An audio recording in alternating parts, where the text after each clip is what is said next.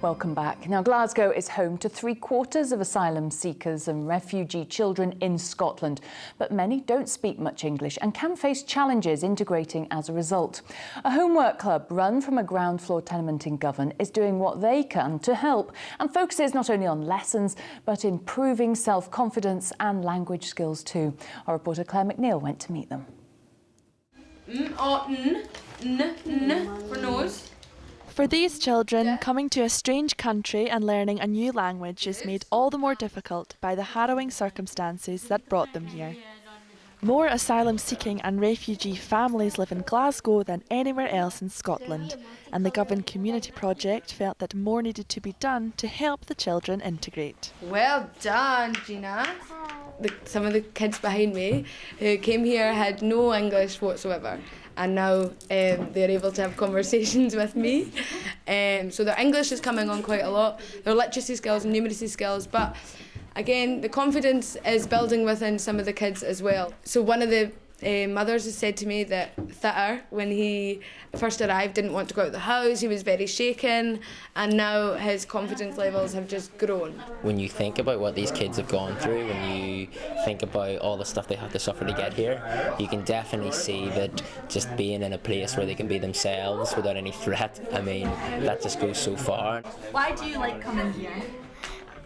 Because Anir helped me speak English, reading book, and writing. I didn't have any friends and I couldn't speak any English, and then my friends helped me speak English, and then I came here. My friends said you can come in here and speak. They teaching speaking English. When I first came here, I didn't have any confidence whatsoever, and I used to be really shy. I don't speak to people much like now. But since I came here, I had more confidence in myself. I achieved a lot of stuff in my school. There are 14,117 children from ethnic minority groups attending schools in Glasgow, speaking 115 different languages. For almost 13,000 of them, English is an additional language, and of those, 82% are not yet competent in English. So, what's being done to support them? It's a combination of direct support that is given by our specialist teachers, but also by providing support and training for mainstream teachers. We're very fortunate in Glasgow because we have a really large EEL service. We've got 110 full-time equivalent teachers, which is by far the biggest in Scotland, probably the biggest in the UK, I would say. So there is a lot of support available. No. Okay. It's hoped that both in and out of school, these children don't feel disadvantaged by their background. There's no doubt about the impact that even having a community centre like this in a block of flats, I mean, it's laid out the same way their house is laid out. So it's homely, it's comforting for them, for the kids to come to, and be they here within 2 months or be they here for the last 2 or 3 years. The kids, they love it. They love it. Claire McNeil, STV News, Govan. Well, joining me in the studio now is Selena Hales from the community-led charity Refugee, and we just saw the kids there. Ruth Lamb from the Govan Community Project. Welcome to you both. First of all, Ruth, it's obviously great to see this in action, and as we were watching that report there, you were saying, oh, that child didn't speak any English, that child didn't speak any English. It's absolutely amazing to see them having the confidence to chat on camera. Yeah, it really is. So the confidence levels with the kids after they first arrived has grown, as I've said, more so with the children that were already part of the homework club, because it's given them a sense of sort of responsibility and ownership over the service, where they can become young volunteers and help the other children with their English. So how did it all start? When did you see that there was a need for this? It was started by a lady called Patricia, who was a community development student with us a couple of years ago, and she is from a refugee background herself, and through struggling with her own child in the Scottish school system and then consulting with the other mothers at our women's group, they decided to apply for money to set up a homework group that would help parents and kids both understand the school system. Well, we'll hear some more about the individual stories in a moment, but so you're from Refugee. Tell us a bit about the work that you do. Yeah, Refugee is about providing a warm Glasgow welcome to people when they arrive in the city. So we work very closely with all of the other organisations that meet people or help organise education, healthcare and their housing when they arrive. And we provide the community welcome to people. So we do that through a welcome pack and through letters for the locals as well. So what's in a welcome pack then? So they have 3 types of items. We have essential items, which are toiletries, notepads and pen, literature, usually graphical literature to help with learning English. We then also include warm clothing, because just like today, you never know whether it's going to be sunny or raining or snowing or hailing.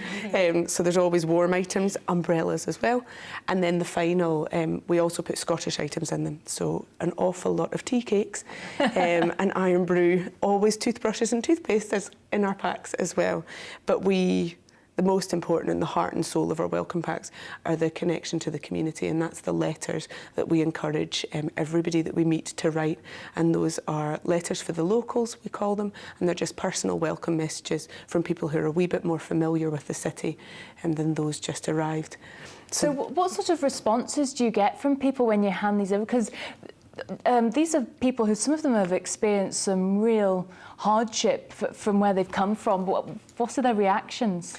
Lovely. I mean, we have just recently started accompanying Glasgow City Council to the airport, so getting to meet the families as soon as they arrive in Glasgow, which is lovely. It's a really lovely thing to be involved in. We tend not to ask any questions at all about where people have come from, why they're here, what their experiences are. We just want to make sure that now that they are in Scotland and that they are safe, that we extend that warm welcome. It's lovely to see the interpreters translating the letters with people when they arrive. It's a really lovely, it's just a nice moment to see them try to translate certain words as well. Ruth, we saw in the reports there that it's quite revealing about the numbers of refugee children that arrive in Scotland and in Glasgow. Glasgow is a dispersal city for asylum seekers, and so a lot of families get placed in Glasgow. I think we've got about 75% of the children in refugee and asylum seeking children in Scotland live in Glasgow. So that's the majority of kids, and we've got about 30 children on average that attend our homework group each between 2 days. And what sort of response do you get from the kids to the city? Do they enjoy living in Glasgow? Yeah. They find it. I think the weather is a big thing for the kids, especially some of the new arrivals. They arrived maybe October time in the group, so it was just rain, snow, and now it's starting to get spring-like. You can see them out playing in the street, which is really nice, sort of getting to know the area a wee bit more. Now, some of the people that we saw on camera, one of them you were saying, is Mariam, the teenage girl, she's 17. Tell us a bit about her backstory. So Mariam arrived here, I think, in 2009. She might have been about 6 or 7, and she actually stays in the block of where the flats are. So we're on 01, and she lives on 81. So she's very connected with the flat. She's a 5th-year student, is applying for some modern apprenticeship to do childcare, and she's very, very hands-on with all the little kids, because ages at Homework Club can go from 4 up until 17. So she helps a lot with the younger children and talking Arabic and speaking in English as well. And she didn't speak English when she arrived? No, not when she arrived, So can anybody get involved with your organisations?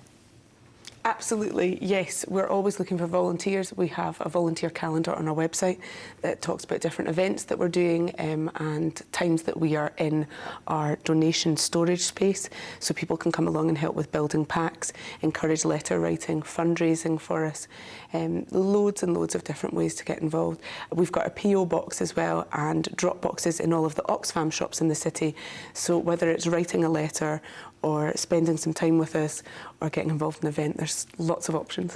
Oh, I'm sorry we've run out of time, but it's been great to have you both here, and thank you both very much for joining us. Thank you. Cheers. And that's it for the moment from all of us here on the STV News team. Enjoy the rest of your evening. Bye for now.